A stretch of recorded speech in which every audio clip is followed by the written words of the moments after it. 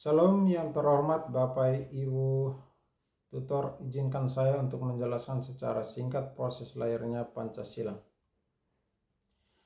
Proses lahirnya Pancasila sebagai dasar negara Indonesia merupakan hasil dari perjalanan sejarah yang panjang dan penuh perdebatan antara para pendiri bangsa. Berikut penjelasan lengkap dan runtutannya. Pertama, latar belakang. Sebelum Indonesia merdeka, bangsa Indonesia masih berada di bawah penjajahan Jepang tahun 1942 sampai 1945. Pada masa itu, Jepang mulai terdesak dalam Perang Dunia Kedua dan berusaha menarik simpati rakyat Indonesia dengan menjanjikan kemerdekaan. Kedua, pembentukan BPUPKI, Badan Penyelidik Usaha-Usaha Persiapan Kemerdekaan Indonesia. Tanggal dibentuk tanggal 29 April 1945. Ketua Dr. Anus Rajiman Wedjiodiningrat. Tujuan mempersiapkan hal-hal penting menjelang kemerdekaan, termasuk dasar negara. BPUPKI mengadakan 2 kali sidang utama. Sidang pertama BPUPKI tanggal 29 Mei sampai 1 Juni 1945 merumuskan negara Indonesia merdeka. Tokoh-tokoh yang mengusulkan dasar negara: Muhammad Yamin 1945 mengusulkan 5 asas: peri kebangsaan, peri kemanusiaan, peri ketuhanan, peri kerakyatan, kesejahteraan rakyat. Yang kedua, Profesor Dr. Anus Suepomo tanggal 31 Mei 1945 mengusulkan dasar negara dengan konsep negara integralistik, yaitu persatuan, kekeluargaan, keseimbangan lahir batin, musyawarah, keadilan sosial. Yang ketiga, Insinyur Soekarno 1 Juni 1945 menyampaikan pidato monumental yang untuk pertama kali mengusulkan nama Pancasila. 5 sila yang beliau ajukan: kebangsaan Indonesia, internasionalisme, peri kemanusiaan, mufakat demokrasi, kesejahteraan sosial, ketuhanan yang berkebudayaan.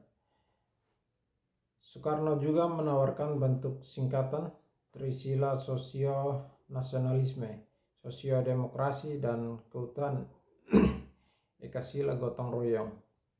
3. Panitia 9 dan Piagam Jakarta 22 Juni 1945. Setelah sidang pertama dibentuk Panitia 9 untuk menyatukan berbagai usulan. Anggotanya antara lain Soekarno-Hatta, Yamin, Maramis, Abikesno, Abdul Kahar Musakir, Wahid Hasim, Agus Salim, dan Ahmad Soebarbajo. Hasilnya Piagam Jakarta yang berisi rumusan dasar negara: 1. Ketuhanan dengan kewajiban menjalankan syariat Islam bagi pemeluknya. 2. Kemanusiaan yang adil dan beradab. 3. Persatuan Indonesia. 4. Kerakyatan yang dipimpin oleh hikmat kebijaksanaan dalam permusyawaratan perwakilan. 5. Keadilan sosial bagi seluruh rakyat Indonesia. Piagam ini kemudian menjadi rancangan pembukaan Undang-Undang 1945. 4. Sidang kedua BPUPKI tanggal 10 sampai 17 Juli 1945 membahas rancangan undang-undang termasuk sistem pemerintah, wilayah, dan bentuk negara ditetapkan sebagai republik. 5. PPKI, Panitia Persiapan Kemerdekaan Indonesia, dibentuk 17 Agustus 1945. Ketua Insinyur Soekarno, Wakil Dr. Anus Muhammad Hatta.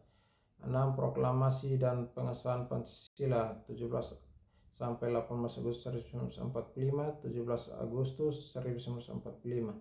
Proklamasi Kemerdekaan Indonesia 18 Agustus 1945.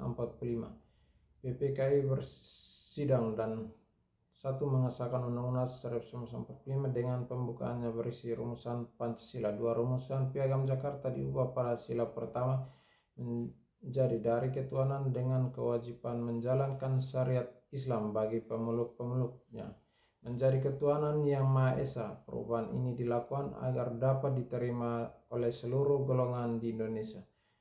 7. Rumusan final Pancasila 18 Agustus 1945 tercantum dalam pembukaan Undang-Undang Dasar 1945 alinea keempat. Pertama, ketuhanan yang Maha Esa. Kedua, kemanusiaan yang adil dan beradab. Ketiga, persatuan Indonesia. Keempat, kerakyatan yang dipimpin oleh hikmat kebijaksanaan dalam permusyawaratan perwakilan. 5. Keadilan sosial bagi seluruh rakyat Indonesia. Kesimpulan, proses lahirnya Pancasila melibatkan perdebatan dan kompromi antara tokoh bangsa. Tahapan penting BPUPKI Panitia 9 PPKI disahkan resmi sebagai dasar negara pada 18 Agustus 1945. Pelajaran yang dapat diambil dari sejarah Pancasila. Yang pertama, cinta tanah air dan bangsa Indonesia. Makna bagi generasi muda menumbuhkan rasa bangsa dan cinta terhadap Indonesia, serta menjaga persatuan di tengah perbedaan. 2. Gotong royong dan musyawarah. Makna bagi generasi muda, pelajar menyelesaikan masalah dengan dialog, menghargai pendapat orang lain, dan bekerja sama untuk kepentingan bersama. Yang ketiga, nilai ketuhanan dan toleransi. Makna bagi generasi muda, menghargai perbedaan keyakinan dan menjalankan toleransi dalam kehidupan sehari-hari.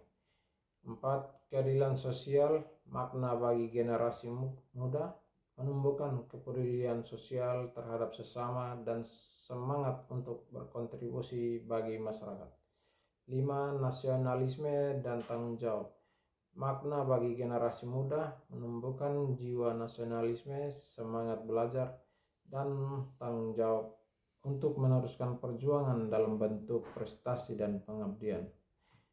Nilai Pancasila bagi generasi muda saat ini: ketuhanan, menjalankan ibadah dan menghormati pemeluk agama lain; kemanusiaan, menolong sesama tanpa memandang latar belakang; persatuan, menjaga kerukunan di sekolah, kampus, atau media sosial kerakyatan; terbuka berdiskusi, menghargai perbedaan pendapat; keadilan, bersikap jujur, adil, dan tidak diskriminatif.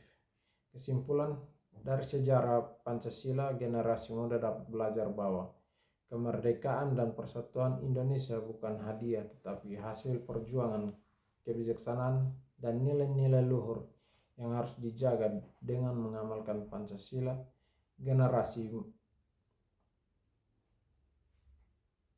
ke depan bangsa tetap berlandaskan toleransi, keadilan, dan persatuan. Sekian dan dari saya, dan terima kasih.